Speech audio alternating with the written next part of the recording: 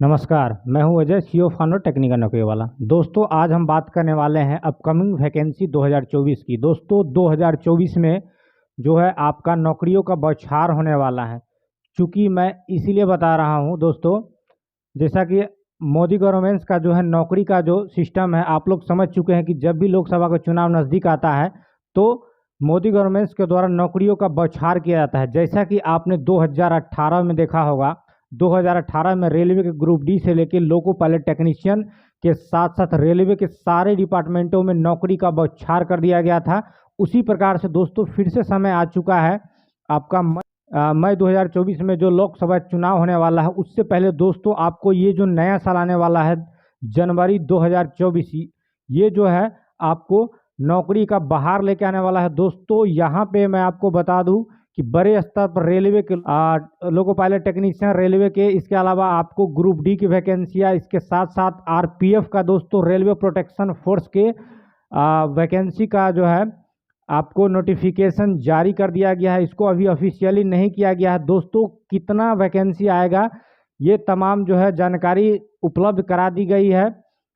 Department में internal जो है रिक्तियों की संख्या गिनती हो चुका है। दोस्तों मैं आपको बता दूं कि जनवरी लास्ट तक आपको जो है एलपी टेक्नीशियन का वैकेंसी, और जनवरी की शुरुआत में आपको 10 से 15 जनवरी के आसपास आरपीएफ रेलवे प्रोटेक्शन फोर्स का बहाली आने की प्रबल संभावना है। दोस्तों आरपीएफ की अगर बात करेंगे रेलवे प्रोटेक्शन फोर्स की, तो आपको यह जो है लगभग 12,000 की संख्या में वैकेंसी ओपन होने वाले हैं। तो 2024 में कब और किस किस पोस्ट का वैकेंसी देखने को मिलेगी, खासकर दोस्तों रेलवे डिपार्टमेंट की मैं बात करूंगा, ग्रुप डी की बात करूंगा, railway loco pilot and technician की बात करूंगा, दोस्तों आरपीएफ रेलवे प्रोटेक्शन फोर्स की बात करूंगा, इत्यादि की आज हम बात करने वाले हैं। तो दोस्तों जुड़े रहे वीडियो के अंत तक, जहां आपको इन तमाम बातों की जानकारी दी जाएगी। दोस्तों ऑलरेडी हम आपको बता चुके हैं कि मोदी गवर्नमेंट का जो है नौकरी देने की सिस्टम या जो वैकेंसी निकालने की जो प्रक्रिया है, ये लोकसभा के नियर बाय, चुनाव के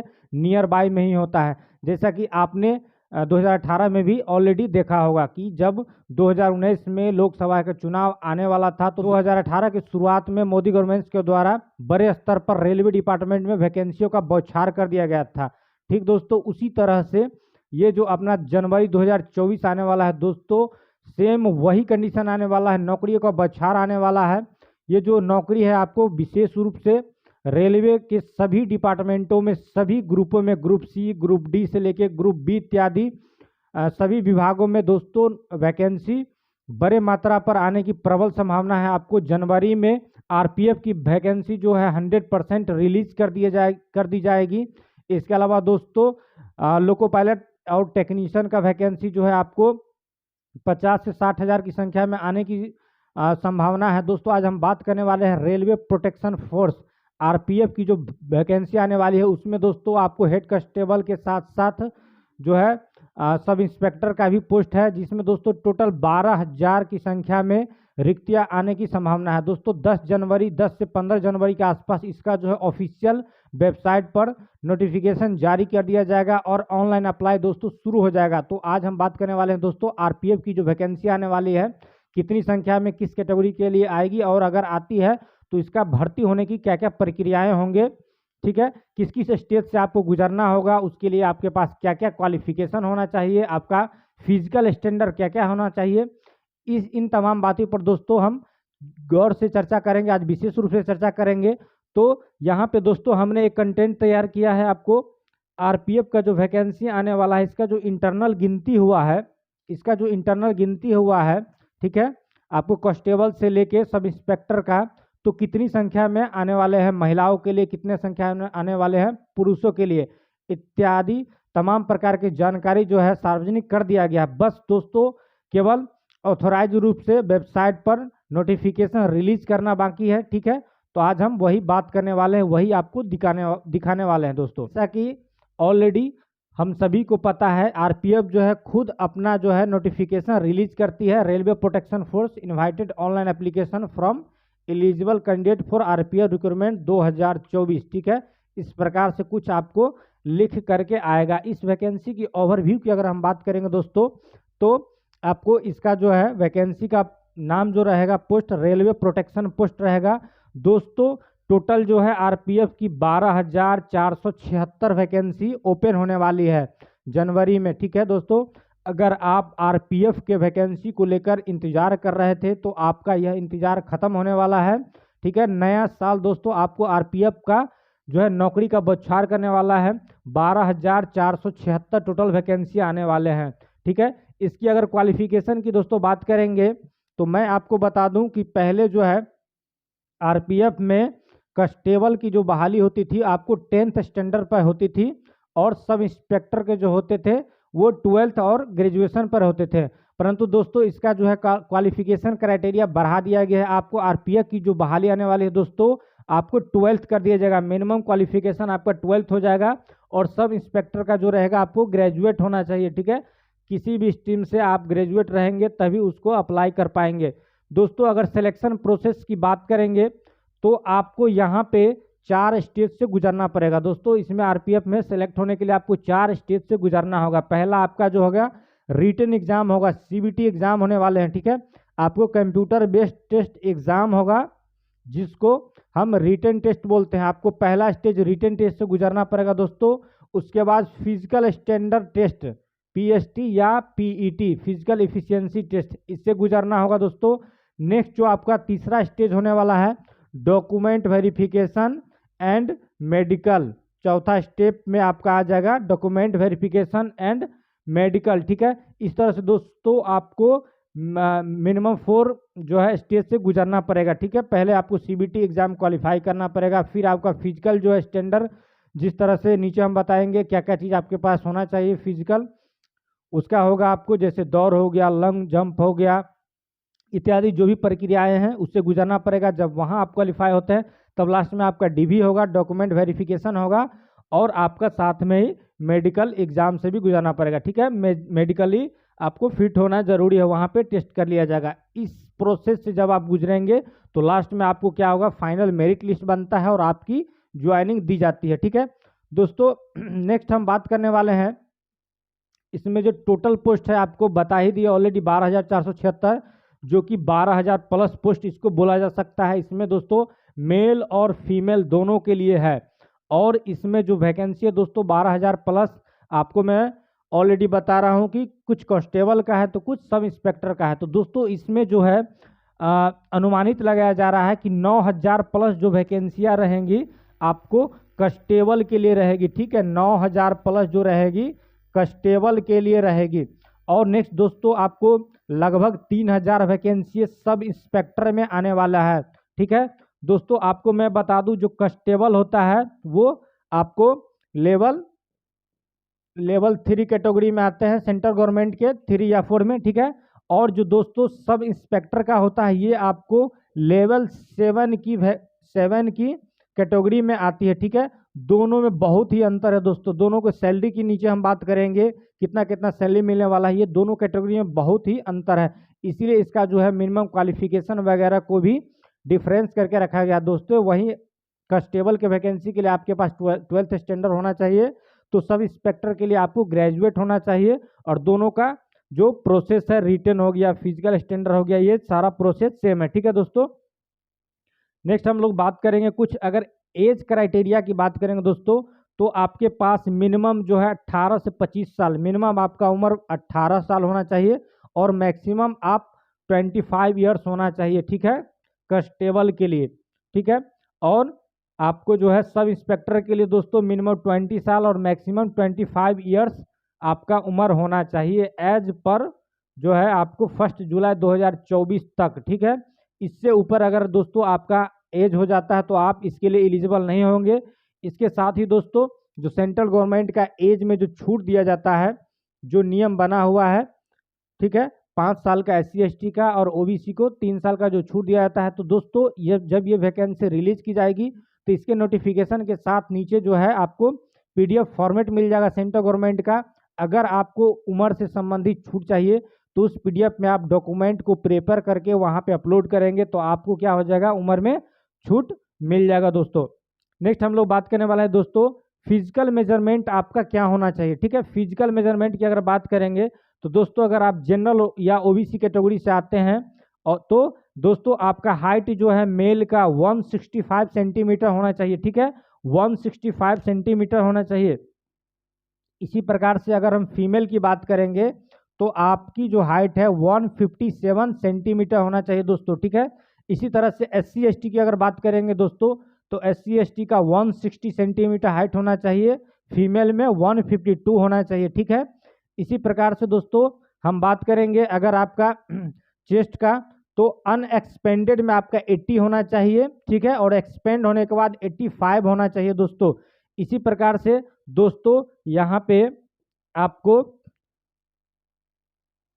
कुछ जो कैटेगरी होते हैं, ठीक है, जनजाति होती है, जैसे गोरखा हो गए, घरवाली हो गए, मराठास हो गया, डोगरा हो गए, कुमाऊनीज हो गए, इत्यादि जो कैटेगरी के आपको जाति जनजाति है जिनको विशेष रूप से भारतीय संविधान में छूट दी गई है, उनका जो है क्लाइमेट को देखते हुए चूंकि उनका हाइट क्या होता है थोड़ा कम होता है, ठीक है, नेचुरली रूप से, इसलिए उनके लिए जो टर्म कंडीशन बनाया गया है दोस्तों, आपका हाइट कितना होना चाहिए इस कैटेगरी में आते हैं तो 163 सेंटीमीटर होना चाहिए और फीमेल को 155 होना चाहिए। इस तरह से अगर आप अपना जो है फिजिकल स्टैंडर्ड रखते हैं इस कैटेगरी के अनुसार दोस्तों तो आप इसके लिए एलिजिबल है, आप इसमें भर सकते हैं, ठीक है।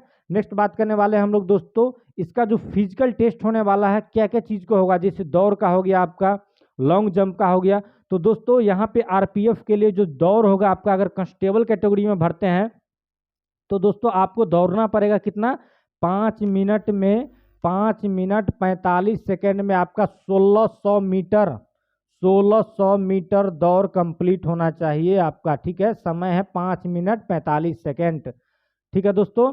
इसी तरह से दोस्तों फीमेल की अगर बात करेंगे तो इनको दौड़ना है कितना, 800 मीटर दौड़ना है 3 मिनट 40 सेकेंड में, ठीक है, 3 मिनट 40 सेकेंड में इनको दौड़ना है फीमेल को, ठीक है दोस्तों। इसी प्रकार से लॉन्ग जंप की अगर बात करेंगे और हाई जंप की तो दोस्तों आपको मेल को 14 फीट लॉन्ग जंप होना चाहिए और हाई जंप 4 फीट होना चाहिए। इसी तरह से दोस्तों फीमेल के लिए 9 फीट आपका लॉन्ग जंप होना चाहिए और हाइट आपको 3 फीट आपको पूरा होना चाहिए, ठीक है, कूदना पड़ेगा हाई जंप, तभी आप इसके लिए क्वालिफाई कर पाएंगे। गवर्नमेंट का जो क्वालिफिकेशन है उसकी अगर हम बात करेंगे दोस्तों तो ऑलरेडी आपको हम बता चुके हैं कि आपको कांस्टेबल के लिए 12th स्टैंडर्ड होना चाहिए और सब इंस्पेक्टर के लिए ग्रेजुएट होना चाहिए। तो दोस्तों यहाँ पे आपका जो प्रोसेस होगा, जो CBT एग्जाम होंगे उस एग्जाम की बात करेंगे कि आपका सिलेबस क्या होगा, तो यहाँ आप देख पाएंगे दोस्तों कुछ इस तरह से आपका टोटल क्वेश्चन रहेंगे 120 का क्वेश्चन रहेगा 120, ठीक है, 120 प्रश्न टोटल आपको करना है, समय रहेगा 90 मिनट में, ठीक है। ये जो 120 क्वेश्चन रहेगा आपको जो है जनरल अवेयरनेस से 50 क्वेश्चन रहेगा, ठीक है, जो कि 50 मार्क्स आपको देगा, 50 प्रश्न एक एक मार्क का रहेगा, ठीक है। अर्थमेटिक की बात करेंगे तो 35 प्रश्न रहेगा जो कि आपको 35 मार्क्स देगा। इसी प्रकार से दोस्तों जनरल इंटेलिजेंस एंड रीजनिंग की बात करेंगे तो ये भी टोटल 35 क्वेश्चन रहते हैं और 35 नंबर देंगे। इस तरह से दोस्तों आपको टोटल 120 प्रश्न करने हैं, समय रहेगा आपके पास 90 मिनट, टोटल मार्क देगा आपको 120 मार्क देगा और इसमें दोस्तों 1/3 जो है नेगेटिव मार्किंग भी रहता है, ठीक है, 1/3, 3 क्वेश्चन गलती करेंगे तो आपका जो है नंबर में से 1 नंबर कट कर दिया जाएगा। इस तरह से इसका जो है रिटन एग्जाम का सिस्टम रहता है, ठीक है। 90 मिनट में आपको टोटल 120 प्रश्न करने हैं जिसमें नेगेटिव मार्किंग भी रहते हैं 1/3, ठीक है। नेक्स्ट दोस्तों अगर इसके पे स्केल की हम बात करने वाले हैं, जो आप जब आप इसमें सेलेक्ट हो जाते हैं, ठीक है, तो आपका पे स्केल क्या होने वाला है। तो दोस्तों मैं आपको बता दूं कि आप जो है अगर कांस्टेबल के लिए भर्ती होते हैं, ठीक है, तो आपको 7th पे के अनुसार लेवल 3 के कैटेगरी में ज्वाइनिंग मिलती है, जिसका बेसिक सैलरी आपका कितना रहेगा, 21,700 रुपया आपका सैलरी रहेगा, बेसिक सैलरी, ठीक है। इसमें बेसिक सैलरी के बाद जो भी TADA एडमिसेबल होगा आपको, ठीक है, RPF के नियम के अनुसार वो दिया जाएगा, ठीक है। इसी तरह से दोस्तों अगर बात करेंगे आप सब इंस्पेक्टर की बात करेंगे तो हमने बताया ऑलरेडी दोस्तों ये जो है आपको लेवल 6 का जॉब है, सॉरी उससे पहले हमने लेवल 7 बता दिया था, ये दोस्तों लेवल 6 का जॉब है, ठीक है, लेवल 6 का है, जिसमें आपका 7th पे के अनुसार बेसिक सैलरी दोस्तों 35,400 रुपया है। इसमें भी जो TADA एडमिसेबल होगा वो ऐड होके आपको सैलरी मिलेगा, लगभग इसमें दोस्तों आपको 45,000 रुपया पर मंथ मिलने वाले हैं अगर आप सब इंस्पेक्टर के लिए सेलेक्ट होते हैं तो, ठीक है। इस तरह से कांस्टेबल की बात करेंगे तो लगभग में दोस्तों आपको 30 से 32 हज़ार रुपया प्रति मंथ मिलने वाला है। तो इस तरह से आपको जो है दी जाएगी। दोस्तों ऑलरेडी आपको हम बता चुके हैं कि इसमें आपको भर्ती होने के लिए कौन कौन से प्रोसेस से गुजरना होगा। उसको अगर एक बार रिकॉल करेंगे तो ऑलरेडी आप जान चुके हैं कि सबसे पहला जो होगा इसमें क्या होगा, कंप्यूटर बेस्ड टेस्ट एग्जाम होंगे, सीबीटी एग्जाम होंगे। उसके बाद आपका फिजिकल टेस्ट होगा जिसको पीईटी बोलते हैं, फिजिकल इफिशियंसी टेस्ट, ठीक है। नेक्स्ट दोस्तों आपका क्या होगा, डॉक्यूमेंट वेरिफिकेशन होगा। जब ये दोनों प्रोसेस से गुजर जाएंगे तो और लास्ट में आपका मेडिकल एग्जामिनेशन होगा। दोस्तों आरपीएफ का जो कंडीशन होगा, जो फुल नोटिफिकेशन जारी की जाएगी उसमें आपका मेडिकल का जो है कंडीशन मेंशन रहता है, ठीक है। उस कंडीशन के अनुसार आप अपने आप को फिट पाएंगे तो आप आसानी से इसका जो है मेडिकल एग्जाम को भी क्वालिफाई कर लेंगे।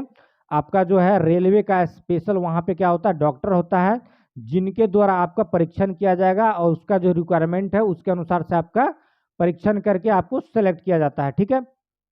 इस तरह से दोस्तों यह बहुत ही मज़ेदार नौकरी है आरपीएफ का। अगर इसका एप्लीकेशन फ़ी की बात करेंगे तो यहाँ पे आपको दोस्तों टोटल 100 रुपया लगते हैं, ठीक है। सभी कैटेगरी को 100 रुपया भरने के लिए लगते हैं। इसी तरह से SC ST PWD और EXM को दोस्तों नील माना जाता है, इनको जो है फी नहीं लगता है। इसी में आपको फीमेल का भी आता है, फीमेल को भी सेंट्रल गवर्नमेंट का किसी किसी वैकेंसी में क्या होता है, नील हो जाता है, नहीं लगता है, और किसी में लगता भी है, ठीक है। तो जब दोस्तों इसका फुल नोटिफिकेशन आ जाएगा तो वहाँ पे क्लियर हो जाएगा। अगर लगेगा भी दोस्तों फीमेल कैटेगरी का तो 100 रुपया ही लगेंगे, ठीक है। इस तरह से दोस्तों आरपीएफ का जो वैकेंसी का है पूरा आपको हमने ब्यौरा बताया कि किस तरह से कितना पोस्ट पर आने वाला है, किस तरह से इसका सिलेक्शन प्रोसेस होगा। तो दोस्तों अगर आप आरपीएफ में जाने की चाह रखते हैं तो दोस्तों इसकी तैयारी में जोर शोर से लग जाए, ठीक है। ये जो जनवरी आने वाला है, नववर्ष आने वाला है, आपके लिए नौकरी का बौछार लेकर आने वाला है, ठीक है। आपके लिए यह सुनहरा पल लेकर आने वाला है, आपका भविष्य बनाने का, सबसे भविष्य गढ़ने का जो है सुनहरा पल आने वाला है। दोस्तों 2024 जो है आपको रेलवे का विशेष रूप से देखा जाए तो टेक्नीशियन से लेके लोको पायलट, ग्रुप डी से लेके आरपीएफ, इन तमाम जो है पोस्ट पर भारी मात्रा में आपको वैकेंसी आने वाला है दोस्तों। तो जैसे ही आगे जो है आपको एएलपी टेक्नीशियन का या ग्रुप डी का जो है सीट का ब्यौरा पता चलता है तो तुरंत आपके सामने हम उपस्थित होंगे। तब तक जो है आपको आरपीएफ का डिटेल हमारे पास आया था तो आरपीएफ का जो है सारा प्रक्रिया को लेकर के आपके सामने उपस्थित हूँ। तो दोस्तों जैसे ही कुछ मिलता है फिर आपके सामने मैं उपस्थित होऊंगा। तो आशा करते हैं दोस्तों आप आरपीएफ की अगर चाह रखते हैं तो इसके तैयारी में अभी से जुड़ जाएंगे और मज़ेदार तरीका से इसका आपके पास भरपूर समय है, इसको पढ़ेंगे इसके सिलेबस के अनुसार। जब फुल नोटिफिकेशन आ जाएंगे तो वहाँ पे दोस्तों पूरा जो है सिलेबस बजाते आपको टॉपिक वाइज वहाँ पे मिल जाएगा, किस टॉपिक से आपका कितना प्रश्न आएगा, ठीक है। तो उसके अनुसार फिर आप उसको तैयारी कर पाएंगे और कर लेंगे, ठीक है दोस्तों। तो मिलते हैं दोस्तों नए वीडियो में नई जानकारी के साथ, तब तक के लिए गुड बाय, जय हिंद।